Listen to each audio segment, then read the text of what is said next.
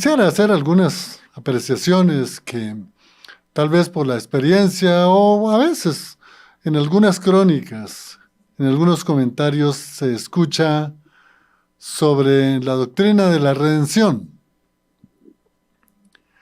En verdad que esta doctrina, y siempre la expresión redención, pues es familiar a quienes hemos estado en las denominaciones cristianas.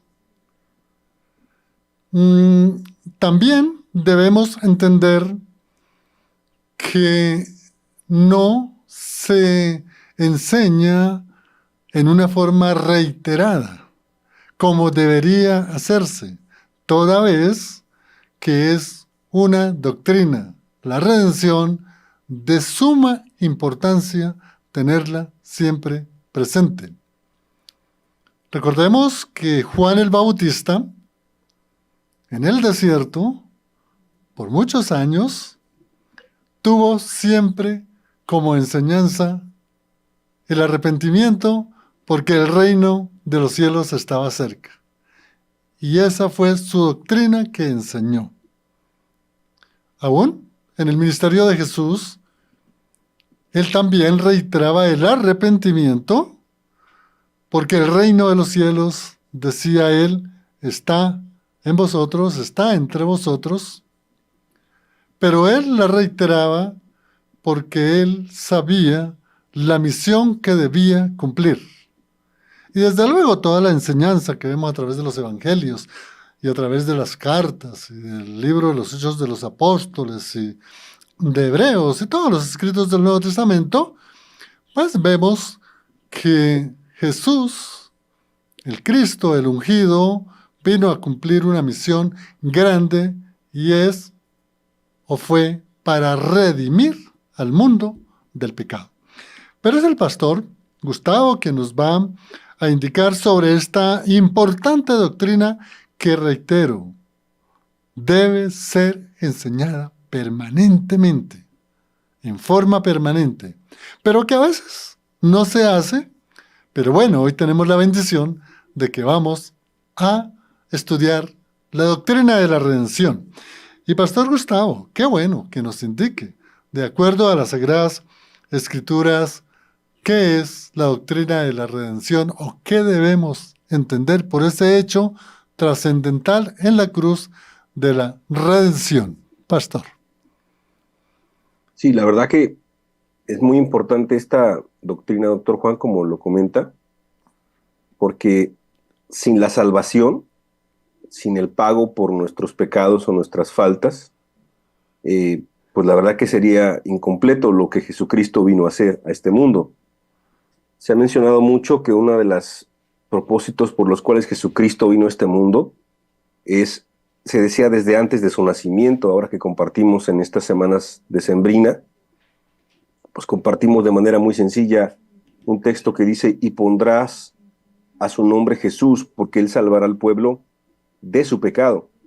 Es decir, el Hijo de Dios vino a rescatar al hombre del pecado, vino a limpiarlo de pecado, vino a quitar el pecado, y vino con ese objetivo. Es decir, si él hubiese venido solamente a visitar, a hacer misericordia, solamente a sanar a los ciegos, a resucitar a los muertos, pues hubiese sido algo sorprendente, obviamente, ¿no?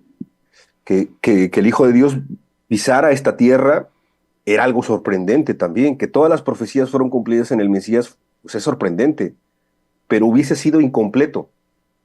Es más, el mensaje del Evangelio, que es arrepentimiento y fe, pues si no concluyera con una salvación tan grande que es la que vino a traer, de acuerdo al autor de Hebreos, Cristo Jesús, también sería incompleta.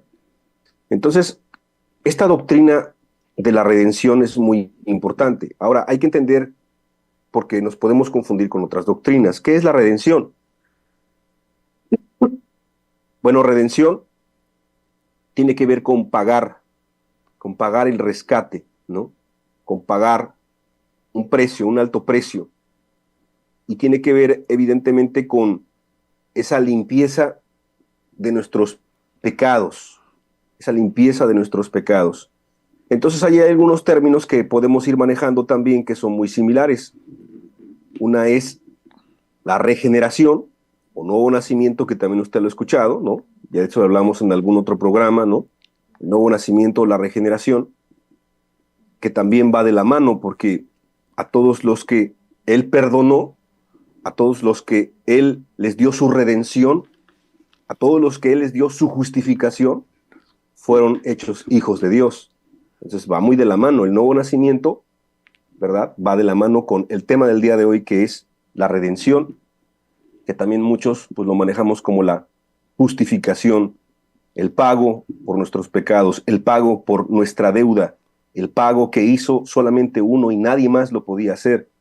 Elías fue grande, Moisés fue grande, los profetas fueron grandes, Juan el Bautista fue alguien grande, de acuerdo a lo que Cristo dijo, el apóstol Pablo fue alguien muy importante, Pedro, Juan, todos los demás, pero nadie, absolutamente nadie podía pagar y hacer lo que Cristo Jesús hizo por nosotros. Entonces, de ahí la importancia de esta doctrina, doctor Juan.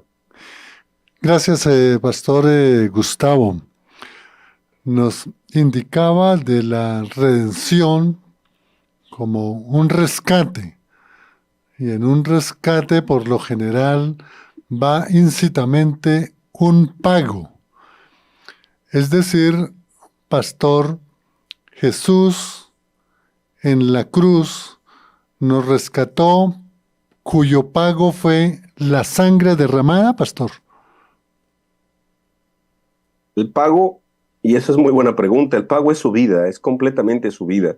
Algunos hacen una cuestión específica en su sangre, y sí, su sangre es importante, porque la sangre representaba en el Antiguo Testamento, pues que sin sacrificio, ¿no? Sin muerte, sin ese precio, o sea, cuando era derramada la sangre, era obviamente dar la vida, era dar todo, ¿no? Por eso los corderos eran inmolados, y por eso los sacrificios eran inmolados en el Antiguo Testamento. Por eso, cuando Dios le pide a Abraham su único hijo, pues era precio de sangre también. Entonces, cuando Cristo se dice que derramó toda su sangre, es eso, porque derramó toda su vida. Si quieres verlo así, derramó todo su ser, toda su esencia, todo lo bueno que era Él. Entonces sí, es su sangre, es su vida, es completamente todo. Él fue nuestro sacrificio, Él es nuestro sacrificio perfecto. Él es el Cordero de Dios, como dijo Juan el Bautista. Él es el Cordero de Dios. He aquí el Cordero de Dios que quita el pecado del mundo. Él es nuestro pago, Él es nuestro sacrificio. O sea, en esa cruz estaba el Cordero Pascual. Ese Cordero Pascual que nos recuerda tanto la historia del Éxodo, por ejemplo, ¿no? De cuando el pueblo de Egipto tenía preso al pueblo de Israel, y el pueblo de Israel sale, y salió con mano fuerte, porque Faraón endurecía su corazón, y venían las plagas, venían las situaciones, pero el pueblo de Egipto no quería, o más bien Faraón no quería, porque su corazón estaba duro, y el último juicio, la última plaga, fue que todos los primogénitos murieron, pero solamente aquellos del pueblo de Dios, donde estaba esa sangre ahí, en el dintel, ¿no? En las orillas, en las esquinas, en todo el marco de las puertas, que habían sacrificado ese cordero que tenía que ser, pues sin mancha, tenía que ser puro, tenía que tener ciertas características. Entonces, solamente esos, cuando pasara el ángel de Dios, no iba a haber muerte de los primogénitos. Bueno, es una alegoría, obviamente, de lo que Cristo vino a hacer. Cristo nos rescató de un Egipto, que es el mundo, que es el pecado. Faraón nos tenía atrapados en nuestros pecados, en nuestros delitos, y con mano fuerte Dios nos sacó de Egipto, pero tuvo que pagarse un precio, y ese precio no fue un cordero normal, sino fue el Cordero de Dios que quita el pecado del mundo. Entonces es un tema amplio, hermoso, pero que Dios nos vaya ayudando a ir estructurándolo el día de hoy. Sí, Señor, nos reiteró las palabras de Juan. He aquí el Cordero de Dios que quita el pecado del mundo. Entonces, ¿por qué fue, pastor, necesariamente la muerte de Jesús en la cruz? ¿No hubiese podido morir de otra forma? ¿Por qué tuvo que ser la cruz, pastor? La cruz, y eso es muy importante, ¿no? Es un mensaje que el apóstol Pablo le decía a los corintios. Quiero citar Corintios capítulo 1, ¿no? Ya en el tiempo de Pablo, por ejemplo, dice que los judíos demandaban señal y los gentiles demandaban sabiduría. Pero decía el apóstol Pablo, yo solamente he decidido predicar algo muy sencillo, a Jesucristo y a Jesucristo crucificado. Qué interesante. Entonces el mensaje de la cruz es un mensaje muy básico y muy importante para el cristianismo. En la cruz, aparte que cumple con las profecías del Antiguo Testamento, era maldito aquel que era colgado de un madero, entonces tenía que caer todo el castigo, toda la paga, toda la maldición por los pecados de toda la humanidad. Entonces la cruz, aparte de ser bíblico, es muy simbólico. Era exhibido el malhechor, era puesto ahí como una forma de que todos lo pudieran ver, de que pudiéramos todos pues contemplar la maldad de la persona que era muerta ahí. Era la humillación, era evidentemente pues el martirio, era el sufrimiento, era el escarnio, pero sí, evidentemente los judíos creían eso, era maldito todo aquel que era colgado de una cruz. Entonces, todo eso tiene que ver con que Jesucristo tuvo que cargar todo el pecado, cargó toda la maldad y algo muy importante para poder ir entendiendo, cargó toda la ira del Padre en un solo momento, en un solo instante o en el tiempo en donde duró su crucifixión, para que pudiera ser pagado un alto precio, pudiera ser pagado el precio que tú, que yo y que toda la humanidad ha hecho, pues con todos sus pecados, los pecados de la gente que ya fue antes que nosotros, los pecados de la gente que están en estos momentos, que estamos viviendo en esta generación, y los pecados de la gente que, pues que serán después que nosotros probablemente, ¿no? Entonces Jesucristo cargó un alto precio y la cruz, pues representa eso en la cuestión de que era, pues muy oprobiosa, pero obviamente ya para los cristianos la cruz pues tiene otros significados, ¿no? La cruz pues representa, como Jesucristo dijo, pues el que quiera ser mi discípulo, pues niéguese a sí mismo, ¿no? Tome su cruz cada día y sígame. Y entonces ya Pablo predica como a ese Cristo crucificado, pudiéramos hablar de la locura de la cruz, pudiéramos hablar de otros elementos de la cruz, pero la cruz, la verdad, pues que tiene que ver con esa muerte, que tiene que ver con ese escarnio, que tiene que ver con esa exhibición y que tiene que ver pues que en ese punto, en ese lugar, Dios decidió hacer el sacrificio perfecto para usted y para mí, amado oyente. Bien, pastor Gustavo. Pastor, pues hay que decirlo así. Durante a través de la historia se ha blasfemado la muerte de Cristo. Hace poco estaba leyendo una crónica donde se decía que realmente Cristo no había muerto en la cruz, sino que había muerto era María Magdalena. Algunos dicen que la muerte de Cristo pues simplemente fue una envidia del grupo de los sacerdotes, de los escribas, de los fariseos por celos, porque de pronto él podía, digamos, impedir seguir ellos al frente de los asuntos religiosos. Otros incluso dicen, no, era el Imperio Romano que estaba imperando y ellos tenían unas leyes muy claras contra la sedición y la rebelión y Jesús estaba moviendo mucha gente, lo estaban siguiendo mucho, entonces había que darle muerte. Entonces estas tres, digamos, cosas, como dije al comienzo, pues que son prácticamente blasfemia contra la redención, lo que nos ha explicado el pastor. Pero qué bueno que para estas personas pudiéramos tener algún fundamento mucho más exacto dentro de las Sagradas Escrituras y nos pudiera indicar, ¿verdad?, cuáles son los fundamentos bíblicos de la doctrina de la redención, pastor. Qué importante pregunta, y la verdad que la Biblia pues tiene una respuesta para todo, ¿no? En Isaías 53 empieza de una manera muy interesante la pregunta. Es un libro profético que habla acerca pues, de la vida de Cristo, del ministerio de Cristo y mucho de su muerte. ¿Quién ha creído a nuestro anuncio, no? Un poco para esa gente que está escéptica, como comenta el doctor Juan. ¿Quién ha creído a nuestro anuncio? ¿Y sobre quién se ha manifestado el brazo de Jehová? Y entonces empieza a hablar de Cristo. Subirá cual renuevo delante de él y como raíz de tierra seca. No hay parecer en él, ni hermosura. Le veremos más inatractivo para que le deseemos. despreciado y desechado entre los hombres. Quiero decirle a todo aquel que ha sufrido, a todo aquel que es escéptico, a todo aquel que está amargado, la verdad, contra la vida, contra sí mismo, contra otros o contra Dios, y que a veces disfrazado de ese ateísmo, agnosticismo, es un odio contra Dios encarnizado. Yo quiero decirte que la persona más despreciada y más desechada de este mundo no fuiste tú ni fui yo, fue Jesucristo. Y aquí dice despreciado y desechado entre los hombres. Varón de dolores, experimentado en quebranto, como que escondimos de él el rostro, fue menospreciado y no lo estimamos. Y entonces aquí dice, ciertamente llevó él nuestras enfermedades y sufrió nuestros dolores. Y nosotros le tuvimos por azotado, por herido de Dios y abatido.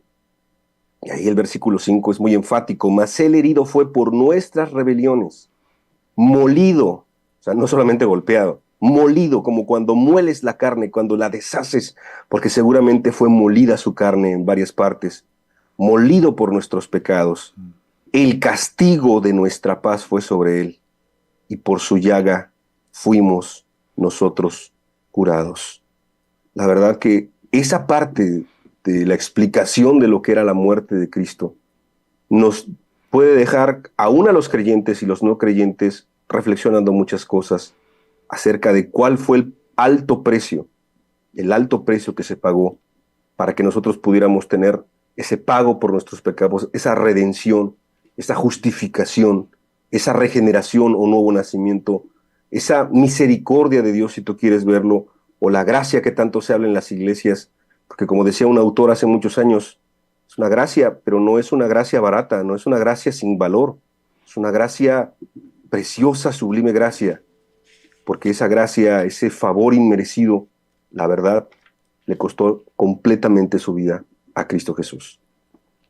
Qué interesante, Pastor Gustavo. En el inicio de la exposición de esta pregunta nos hablaba de una dimensión profética y lo que nos explicaba del amor, de la misericordia, de la redención, y con fundamento en la pregunta, ese fundamento realmente de la doctrina de la redención, lo que le entendí, pastor, es que la redención, la muerte de Cristo en la cruz, no fue algo circunstancial de la época del ministerio de él, por la persecución especialmente del Imperio Romano o por la dureza de corazón de los escribas, de los fariseos, de los sacerdotes, sino que la muerte de Cristo, la redención en la cruz, es porque estaba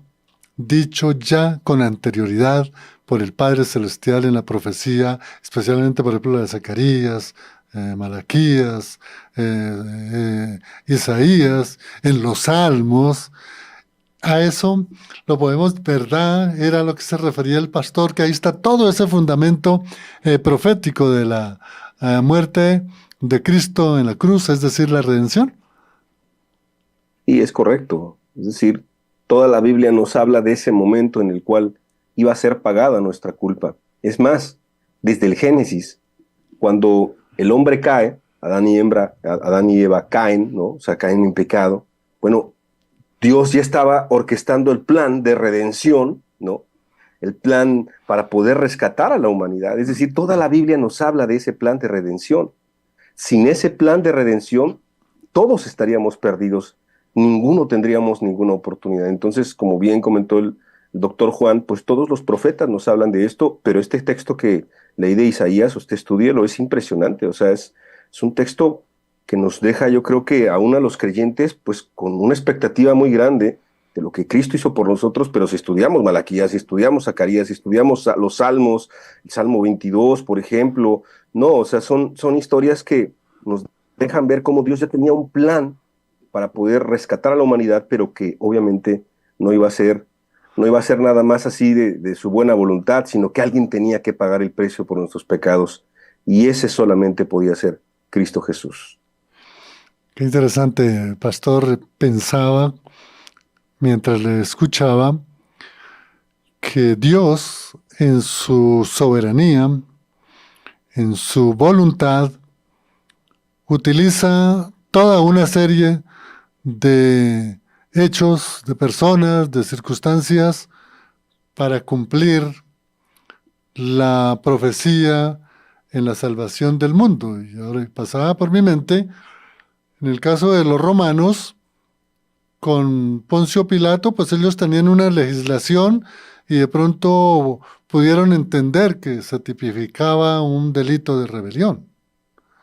En el caso de la casta sacerdotal, llamémoslo así, pues bueno, no tenían en su corazón realmente el poder de Dios, la palabra de Dios, y los llevó a tomar actos, pues difíciles a veces de entender, porque tanto que ellos esperaban al Mesías y cuando llega el Mesías lo rechazan. Incluso pasaba por mi mente también el caso de Judas.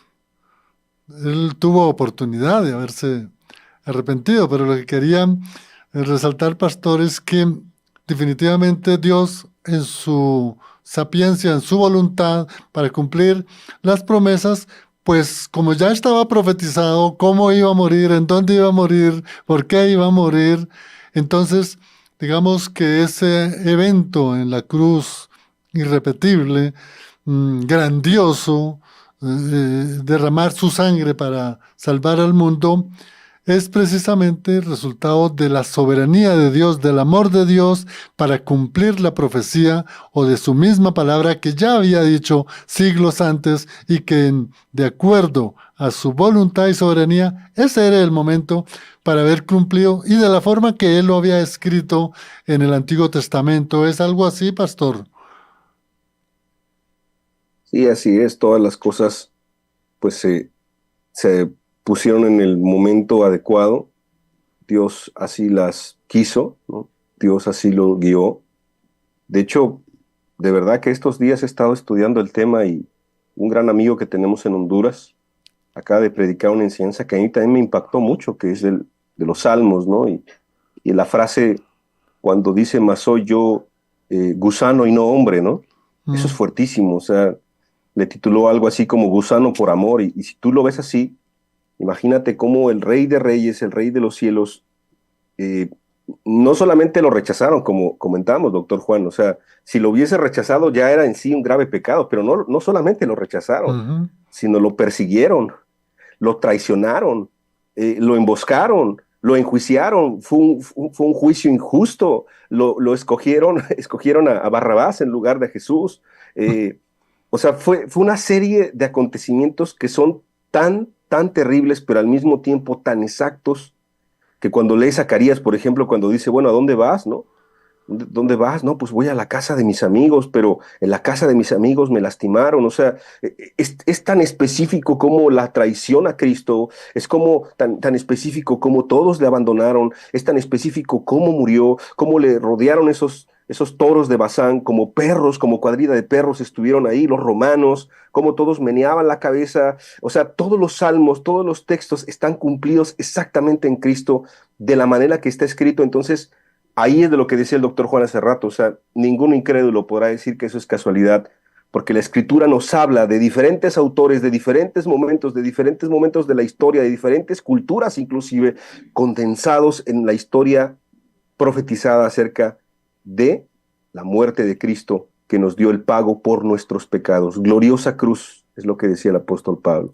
Prediquemos a Cristo crucificado, y creo que esto es nada más una probadita de lo que el creyente puede estudiar, ¿no? O sea, es de verdad la invitación para que estudie con profundidad acerca de la muerte de Cristo y usted entienda que no es una casualidad y que si Cristo murió, pues que obviamente tenga un valor, ¿no?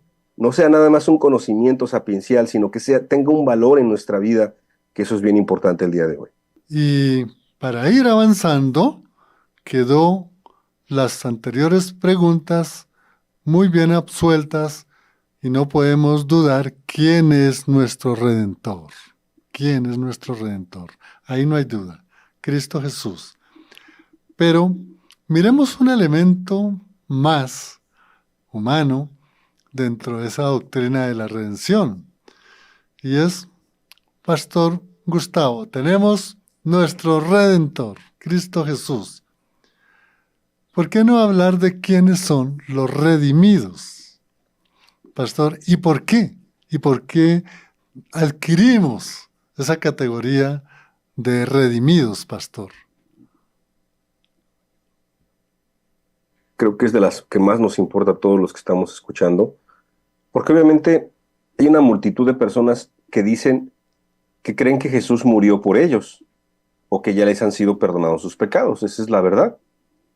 Vemos inclusive que la Biblia habla un texto muy bonito que es el Salmo 32:1 y dice, bienaventurado aquel cuya transgresión ha sido perdonada y cubierto su pecado.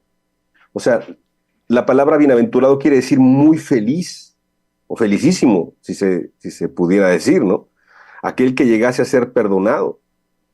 Esto no habla de la actitud de aquellos, pues que obviamente siguen con una vida mala, una vida desordenada, sino esto es para la persona que realmente siente que Dios ya le cambió. Ahora, ¿cómo saber si alguien ha sido perdonado de sus pecados, ya fue redimido? ¿Cómo viven las personas? Bueno, la verdad que la Biblia también nos da esas características. Quiero leer algunas, son muchas, pero voy a mencionar unas 5 tal vez, de manera breve por el tiempo. Pues, la verdad que en Efesios 5:2, por ejemplo, Efesios 5:2, hablando el apóstol Pablo, dice, y andad en amor como también Cristo nos amó. O sea, siempre nos gusta el saber que Cristo nos amó, ¿no? Pero ahora los que hemos sido redimidos, dice, andad en amor como también Cristo nos amó y se entregó, ¿no? Él se entregó a sí mismo por nosotros ofrenda y sacrificio a Dios en olor fragante. Entonces, reflexionemos, no es sencillo el texto, porque el texto está diciendo, mira, Él se entregó a sí mismo por nosotros como una ofrenda, como un sacrificio a Dios de olor fragante, y así nosotros también tenemos que andar en ese mismo amor como Cristo nos amó. O sea, no es cualquier cosa. No es cualquier cosa. Entonces, la primera característica de un redimido de Cristo es que anda en el amor cristiano. El amor. Ahora, ¿qué tipo de amor? Bueno, pues el que anda en amor, recordando Corintios 13, del versículo 4, algunas características, es sufrido, es benigno, no piensa mal de otros, no tiene envidia, no es envidioso, no es jactancioso, no se envanece, o sea, no se ensoberbece, no hace nada indebido, que esa es una característica tremenda, prácticamente no hace lo malo, no busca lo suyo, o sea, no es egoísta, no se irrita, no guarda rencor, no se goza de la injusticia, mas se goza de la verdad, todo lo sufre, todo lo cree, todo lo espera, todo lo soporta, o sea, esa característica del amor está en los redimidos de Dios. Otra característica, Juan capítulo 1, versículo 29, ya lo citamos. He aquí el Cordero de Dios que quita el pecado del mundo. Entonces, ahí tiene un doble sentido. ¿Por qué tiene un doble significado? Bueno, Cristo, por su muerte, redimió a la humanidad. Pero si redimió a la humanidad, esa misma palabra que quita el pecado del mundo, nos hace vernos ahora a nosotros mismos. En ese sentido, ¿todavía hay pecado en nuestra vida? Y si hay pecado en nuestra vida, entonces, ¿qué quitó el Cordero de Dios? Si el Cordero de Dios quita el pecado del mundo. Entonces, esa característica tiene que ver con aquellos que han sido redimidos, claro, por la fe, ¿no? Aquellos que ya fueron perdonados, redimidos, han sido libres de la práctica del pecado. Entonces, una característica también de los redimidos del Señor. Quita el pecado del mundo el Cordero. Una tercera característica la encontramos en Hebreos capítulo 9, versículo 14. Hebreos 9:14. Hebreos habla mucho acerca de estos temas tan importantes como es el pago por nuestros pecados.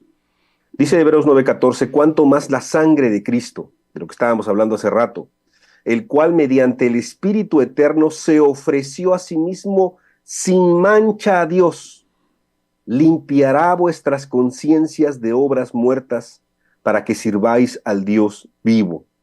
Tercer característica de alguien que ha sido redimido de sus pecados, tiene una conciencia limpia, lo que significa que ya no se siente culpable ante Dios por nada de lo que hizo en su vida pasada, no importa cómo haya sido. No es porque no le importe el pecado, sino porque ya esa redención, ese pago, nos da una conciencia tranquila, ¿no? Entonces es muy preciosa esa característica. Otra característica, Hebreos 10:10. En esa voluntad somos santificados mediante la ofrenda del cuerpo de Jesucristo hecha una vez para siempre. O sea, esa ofrenda del cuerpo de Cristo es esa redención, ese pago por nuestros pecados hecha una vez para siempre. Bueno, en esa ofrenda nosotros somos santificados. Eso quiere decir que otra característica de los redimidos es que viven una vida de santidad, que santidad es la palabra ser apartado, ser ahora adquirido por Cristo y apartado solamente para Él. Le pertenecemos a Cristo, no a una denominación, sino le pertenecemos a Cristo y solamente a Él.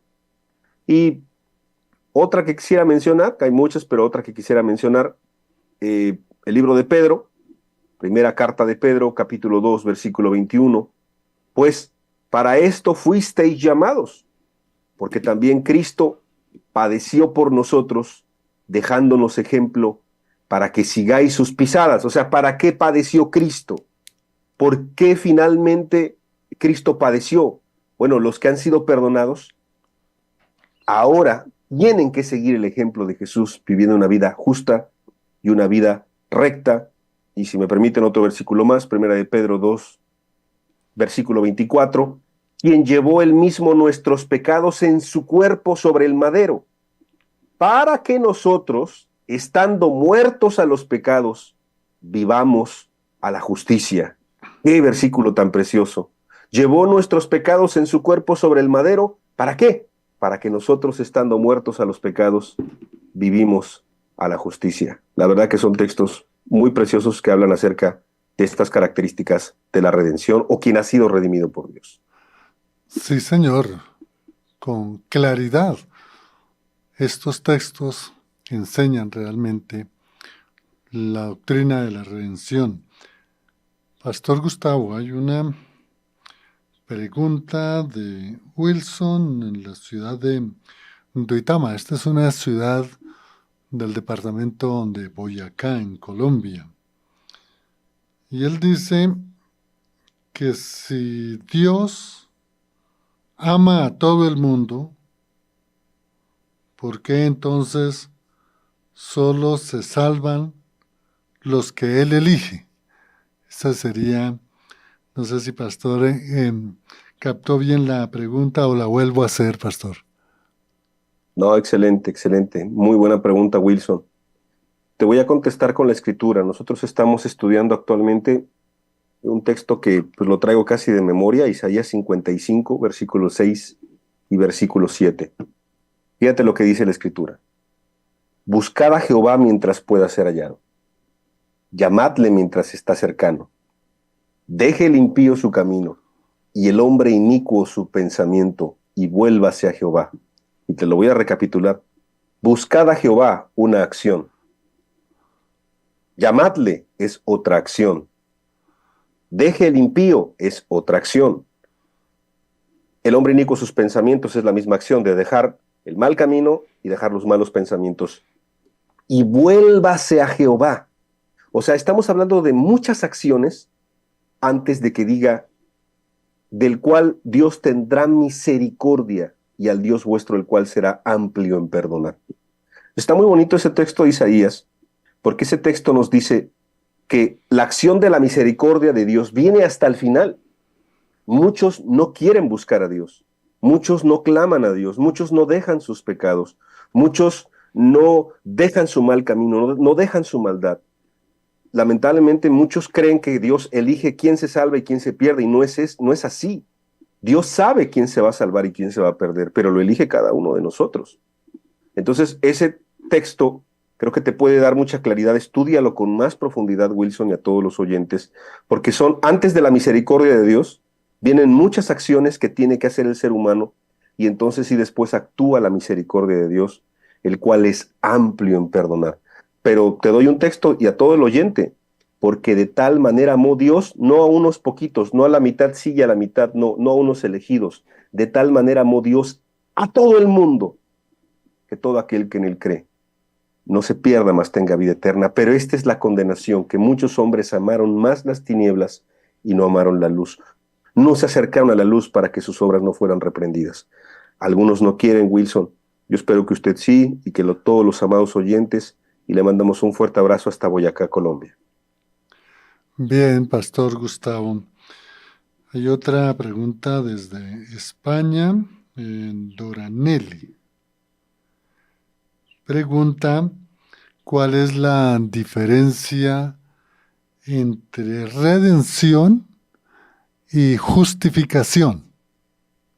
Si son iguales o hay Está muy, diferencias. hay diferencia. Van de la mano, estas es redención, justificación y regeneración o nuevo nacimiento. Van de la mano, pero son distintas. La redención es el pago por nuestros pecados. Mm, El pago, bienaventurado aquel que ha sido limpio de pecado, o sea, fue pagado nuestro pecado. La justificación es que pues somos justificados, ahora somos justos delante de Dios, no por nuestra justicia, sino por la justicia de Cristo, que eso da para otro tema. La justificación es un tema amplísimo también. Y la regeneración o nuevo nacimiento es aquellos que han nacido de nuevo, pero va de la mano. Entonces, hoy estamos hablando de la redención, que es el pago por nuestros pecados, pero al haber sido pagados nuestros pecados, somos justificados. Ahora somos justos delante de Dios. Ahora cuidado. Si alguien sigue en sus pecados, no puede decir que es justo delante de Dios, que esa es una falsa doctrina que se predica en muchos lugares.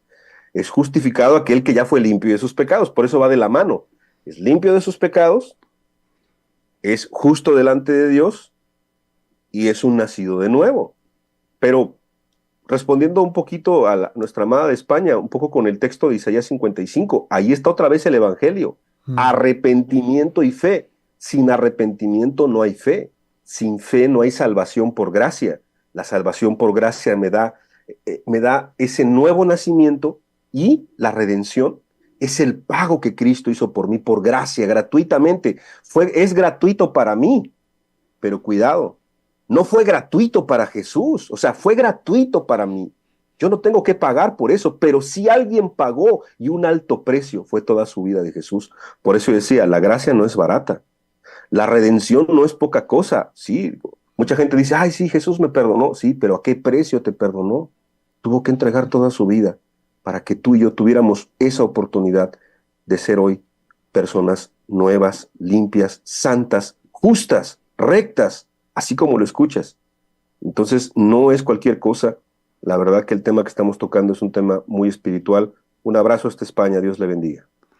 Así es, Pastor Gustavo. Se nos va agotando el tiempo y claro, el pastor ya nos ha hecho referencia en las preguntas pasadas, pero qué bueno poder tener como a título de una síntesis, de un resumen, le formularía esta pregunta, pastor.